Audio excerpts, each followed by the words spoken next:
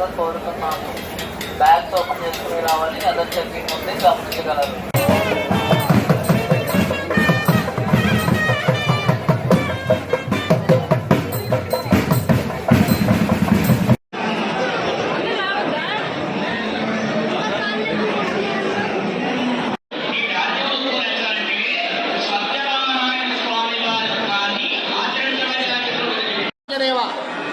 శ్రీ వీర వెంకట సత్యనారాయణ స్వామి వారి సన్నిధిలో తొలి ఏకాదశి రోజున భక్తులు అధిక సంఖ్యలో వచ్చి వీర వెంకట సత్యనారాయణ స్వామి వారి వ్రతాన్ని ఆచరించారు.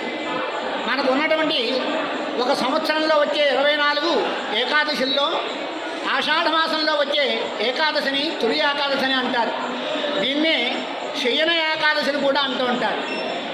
భగవంతుడు శ్రీ మహావిష్ణువు యోగనిద్రలోకి ఈ ఏకాదశి నుంచి ఉండి చాతుర్మాస్య దీక్ష కార్తీక మాసంలో వచ్చే ఏకాదశి రోజున ఆ యోగనిద్ర విరమిస్తారు.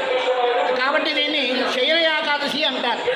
అందులోనూ దక్షిణాయనకు ముందు వచ్చే ఏకాదశి కాబట్టి దీన్ని తొలి ఏకాదశి కూడా అంటూ ఉంటారు. తొలి ఏకాదశి మహాపర్వదినం.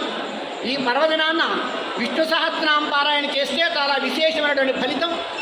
అందులో సత్యనారాయణ స్వామి వారి సన్నిధిలో చాలామంది భక్తులు విశేషంగా వచ్చి సత్యనారాయణ స్వామి వారి వ్రతాలు ఆచరించి తరించారు.